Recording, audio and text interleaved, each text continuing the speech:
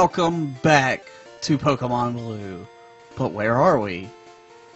I'll tell you where we are. We're back in Lavender Town. You can register this Pokemon Center as our respawn point. And let's go explore the Pokemon Tower. So here's the deal behind this building. This is like a giant cemetery for dead Pokemon.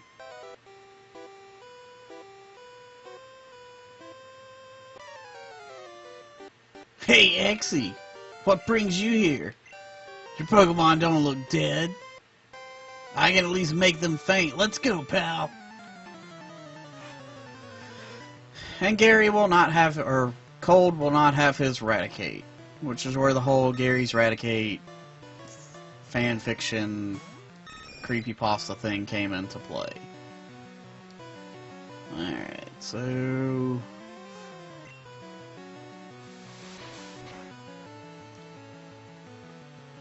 let's try to get a couple of sand attacks in.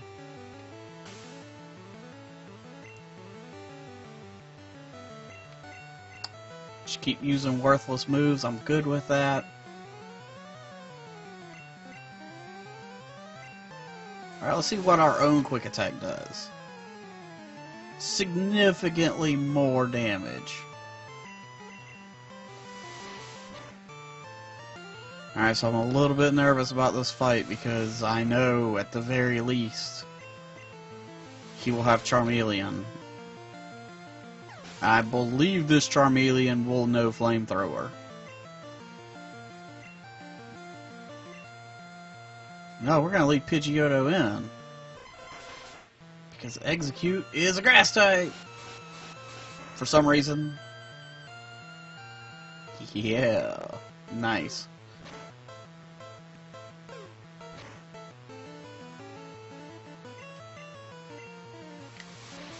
Okay, so I wanted to talk about something that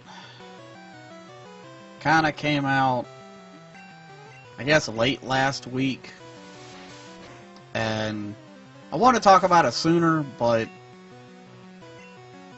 I ended up not having time to record because I was planning on doing more recording on Friday, but as it turns out, we kind of decided to, you know, very, very last minute vacation for the weekend. Gyarados. Let's just let Pidgeotto keep handling it. But yeah, we decided to do like a last minute vacation thing, and so that's why there wasn't a video on Friday, and that's kind of also why there wasn't a video on Monday, just because there were things around, you know, around the house. Stuff needed to be unpacked and, you know, cleaned and put back up properly and all this other stuff, so it was better to go ahead and take care of that right away, and then it was just kind of like a, just kind of like needed to decompress and, you know, get back to reality. Dude, this hydro pump is kicking my butt.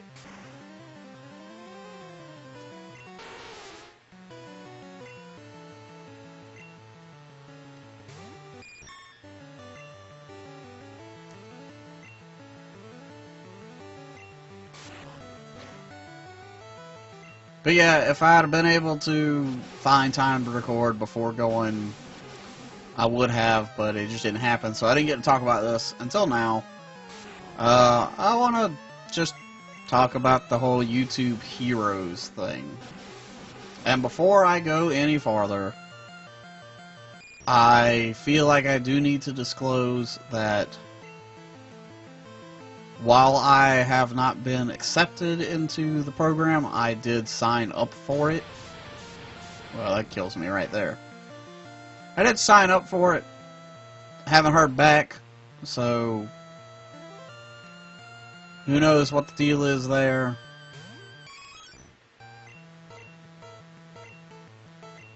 You're gonna use a potion after all that time?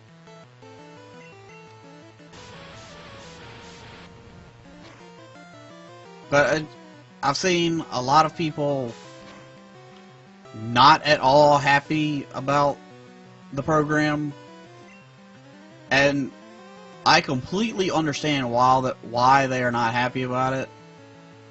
And for the most part, it's because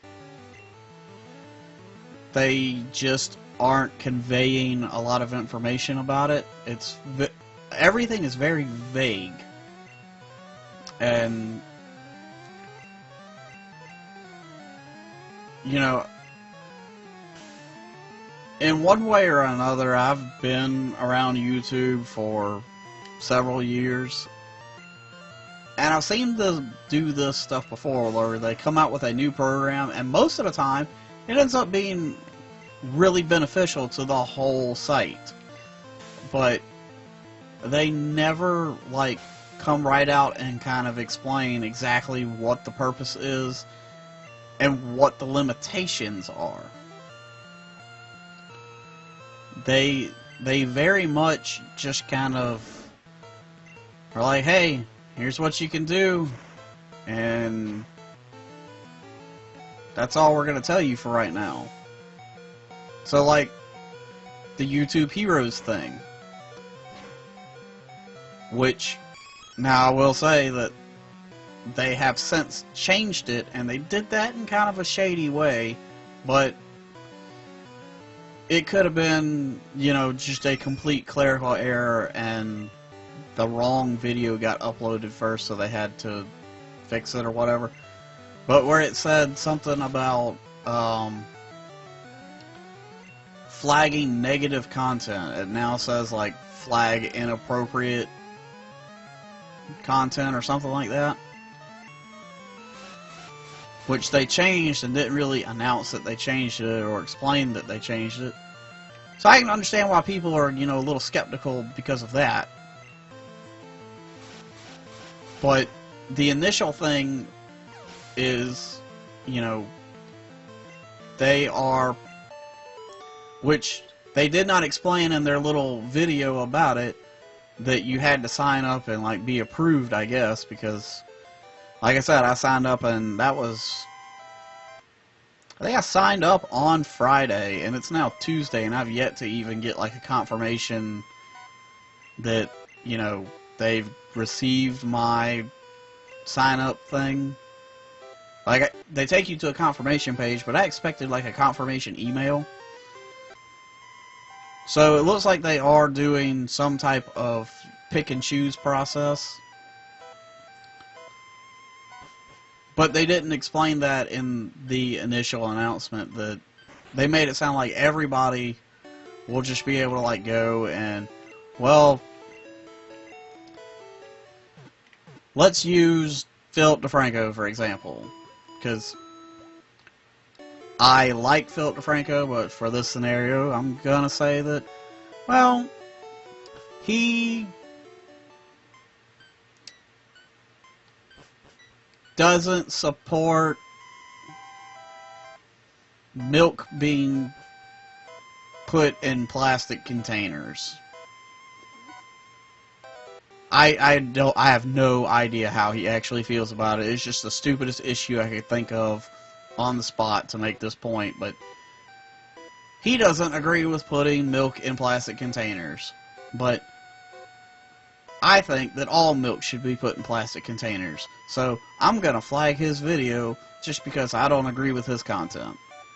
That's the way that they made it sound like this program was gonna run, and you know, that's basically just giving a whole bunch of trolls way too much power. Even with the program that they have in place, do I think that there will be,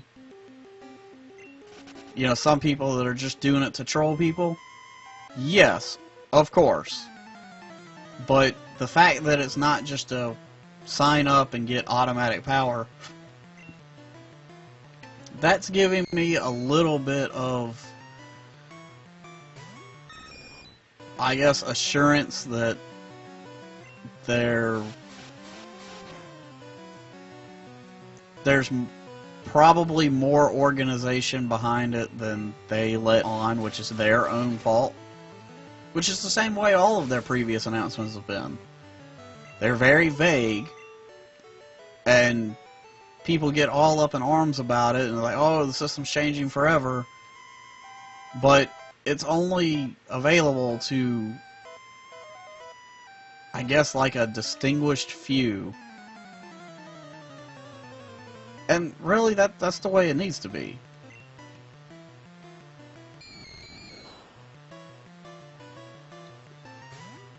And some of the other stuff that they said in the video was a little not explained well. Like when it said like moderate like comment content. I've heard, and I haven't actually looked into it myself, but I've heard a couple of people say that that moderation is actually going to be on the Google Plus side. So it's not the comments under YouTube videos, it's the comments on the Google Plus side. Or I guess like Google Hangouts or something like that. But they didn't, you know, come right out and say that, you know, you can moderate comments on Google Plus. Not YouTube videos, but Google Plus.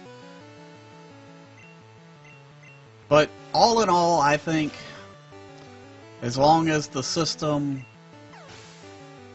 does not give everyone unlimited power to just go troll anyone that they don't agree with, I think that the system could probably do some good.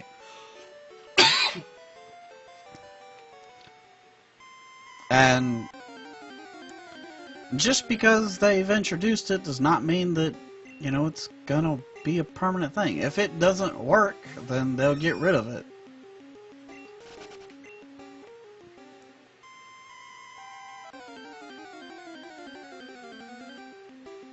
At this point, this is like the 4th or 5th time I'm saying this, but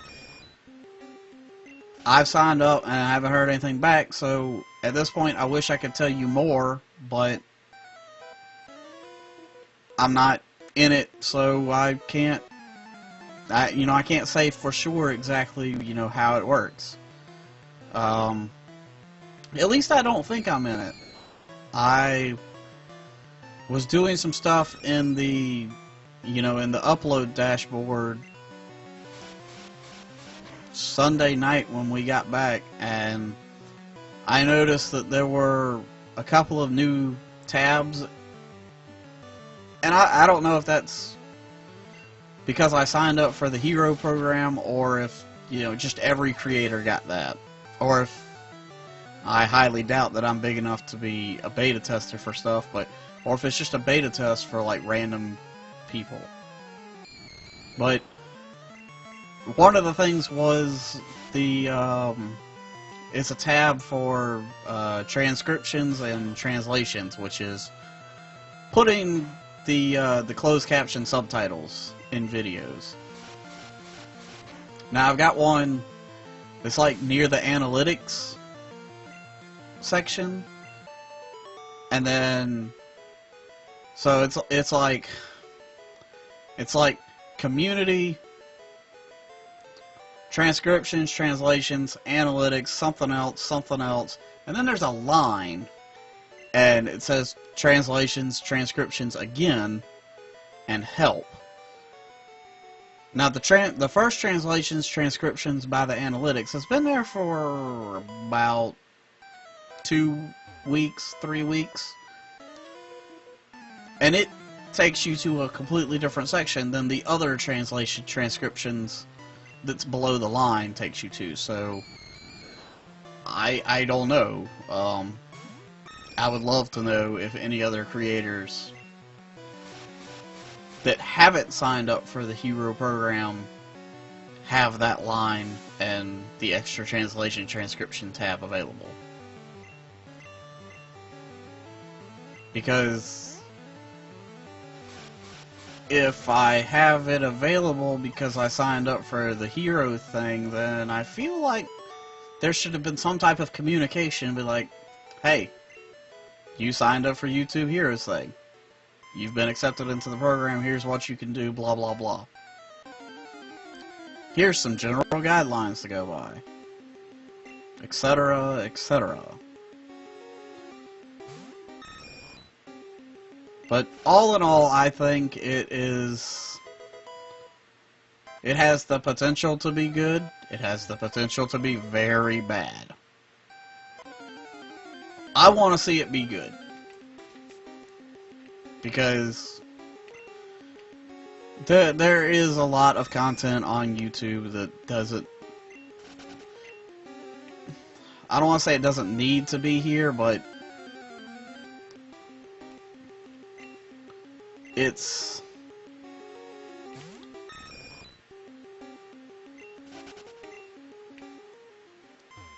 I don't really know how to say this without sounding like a douche, but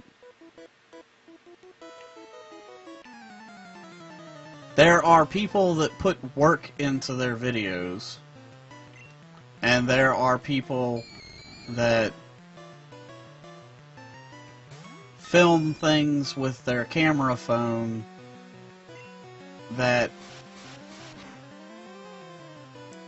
should not be available for a multitude of reasons. Like let's take these videos where somebody gets hurt. Okay? First of all, the YouTube terms say that that's not supposed to be allowed. But anytime somebody gets hurt or has like a medical condition or something like that, there actually is a specific set of laws and regulations that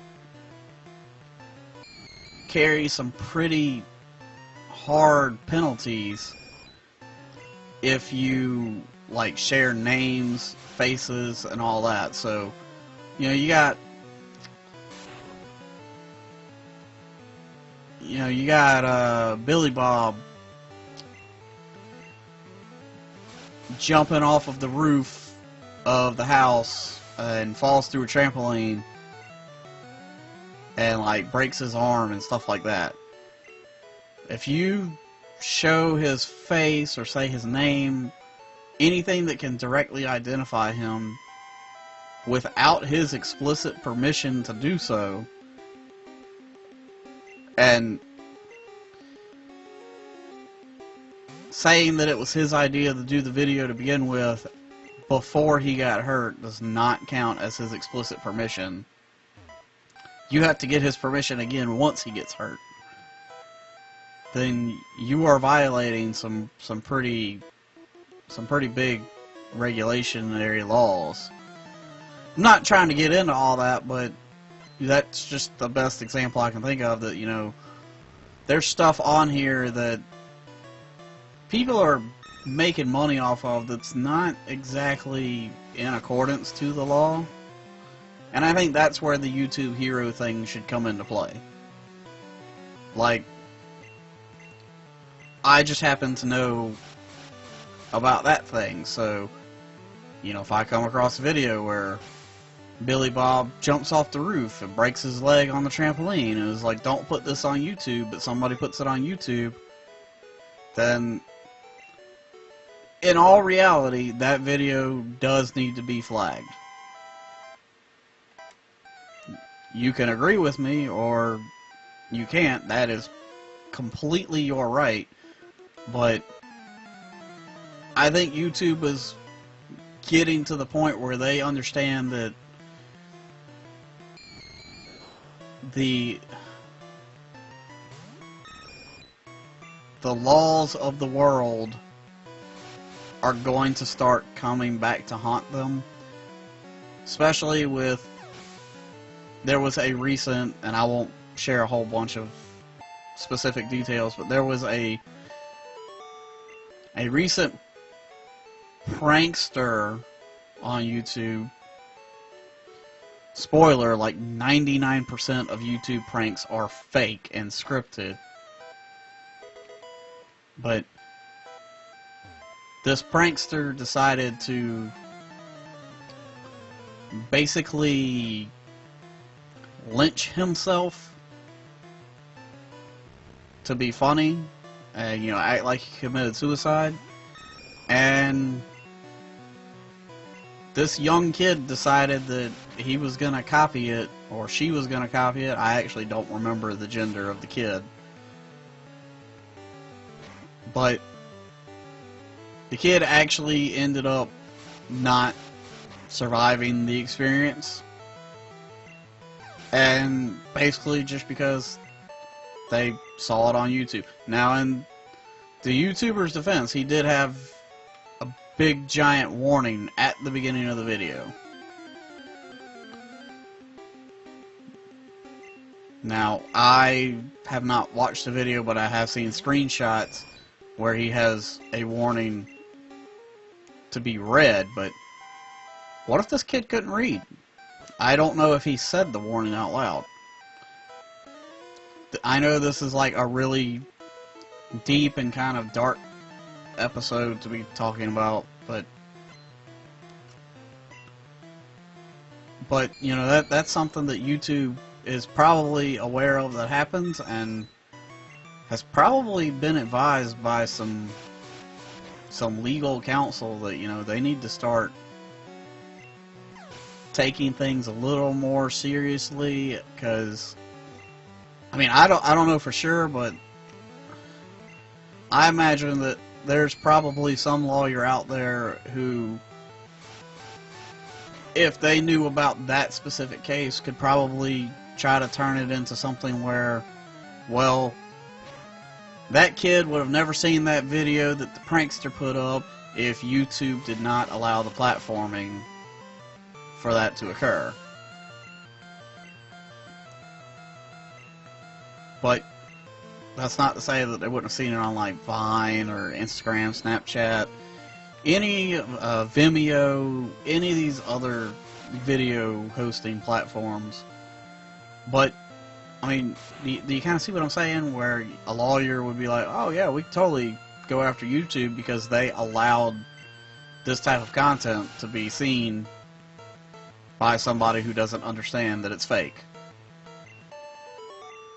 It happens to TV stations. Well, I guess not anymore because most of them got tired of it, but that's why you can only see certain content after certain times at night or on certain channels, because, you know, you can't show like you can't show anything on Skinamax on like Fox ever, because once upon a time that stuff did used to come on channels like Fox, and it became available to younger and younger audiences, and they were all like, well, we can't show that anymore because it's affecting the younger audience in a certain way.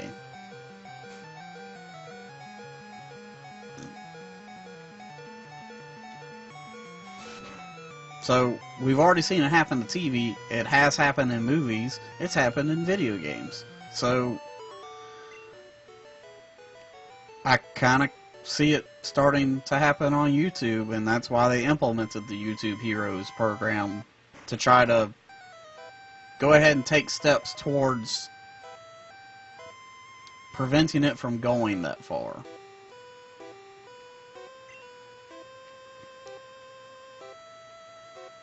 But that's all I'm gonna say about that. Just that if it's done in a non-trolly way, I think YouTube Heroes could be a good thing. I hope it's a good thing. But all we can do is wait and see. And should I ever get, you know, some type of communication back, and, you know, whether I get accepted or not accepted, I'll definitely keep y'all informed. And if I am accepted into it, and the more I learn about it, the more I will certainly share. But that's like my little, I guess, 20-minute rant on YouTube Heroes being a half good thing.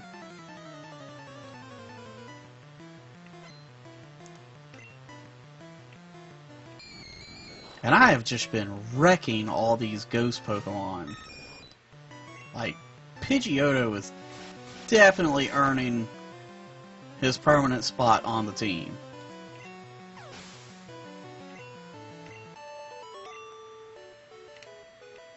I mean, to be completely honest, I'm kind of surprised that Pidgeotto is just sweeping everything.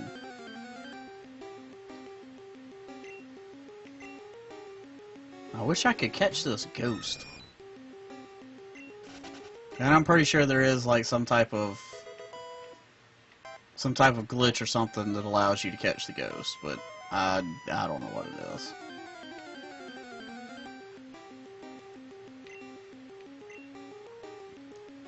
Now, if we had the Sylph Scope, it would show up as like Ghastly like 99% of the time. Occasionally there might be a Haunter. Alright, here's where you really need the Sylph Scope. Because this ghost guards this door, but you have to have the Sylph Scope to make it battleable. At least that's what you're supposed to do. Somebody discovered that if you use a Pokemon doll,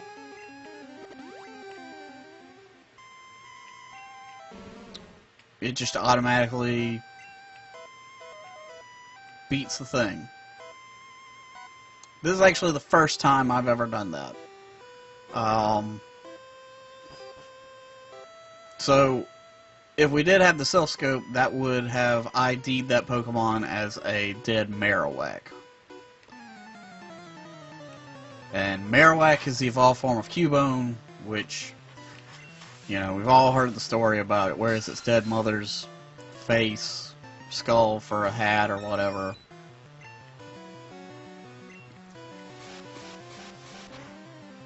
And the way the story goes in this game is you are led to assume that the Marowak is the dead Cubone mother. But is it the mother of all Cubones? And if so, how do they all wear the skull? Also, Marowak skulls look not very similar to the skull that Cubone wears. For that matter, the Cubone skull doesn't look like the skull the Cubone wears, so it's kind of confusing.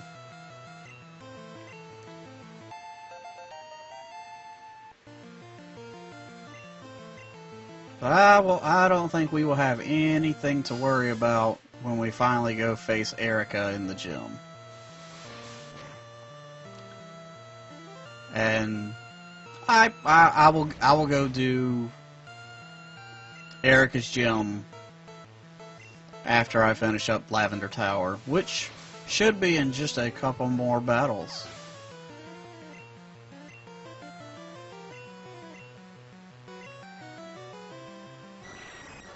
But it's... oh, Golbat, what is up with you, dude? How come nobody said this sprite is, like, severely messed up? I'm glad they fix that in future generations. But Lavender Tower is pretty important because we cannot progress at all. At least as far as I know, we can't progress any farther until we finish Lavender Tower, because in Lavender Tower we get the Poke Flute, which we have to use to wake up the Snorlaxes.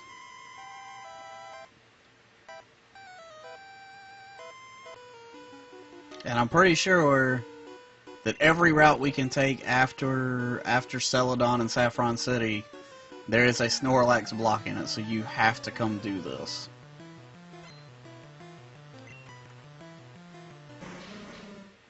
And this is probably a little sequence breaking too, because I think you're intended to do the Celadon gym, you beat Erica, and you do the Team Rocket hideout. Then you can come here, but I think they also kind of want you to do Saffron City before you come here. I don't know.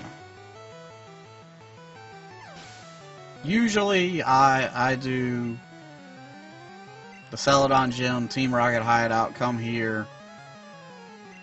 But I get the I get the water bottle to give to the guards on the way here.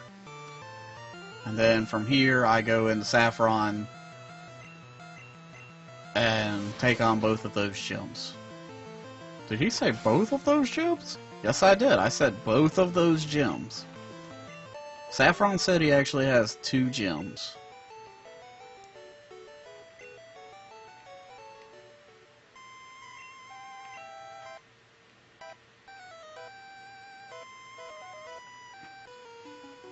But the whole purpose of doing the Team Rocket hideout thing is to get the Sylph Scope to come do the Lavender Tower. Since I kind of cheated it, I actually do not know if the Team Rocket hideout, like if all the grunts and stuff are still there.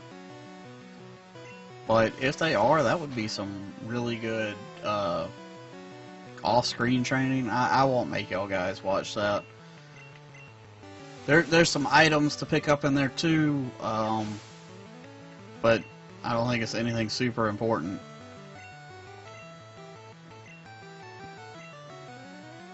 I might record the footage, but just not like actively commentate. So I might record the footage, and if anything good happens, I might include it, you know, as like a pre-roll to whatever episode it goes in front of. Or if nothing great happens, I just will delete it. So like I said, there's nothing spectacular as far as I remember.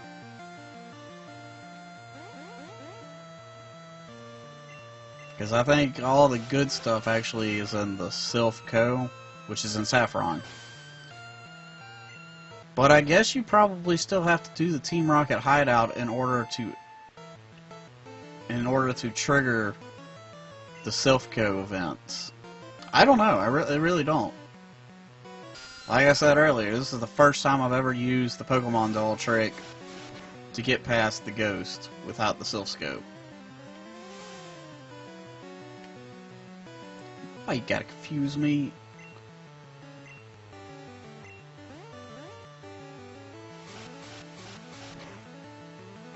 I just want to beat this guy, talk to that old dude, and see where we end up in the next episode.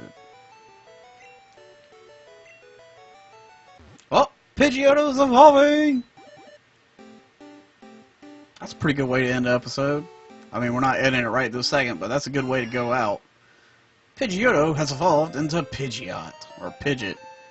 I prefer Pidgeot, but I've heard it both ways.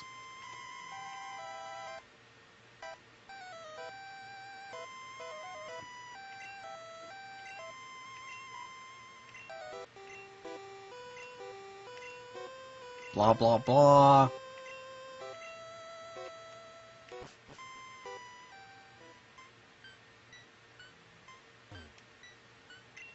Why couldn't you just give me this up there?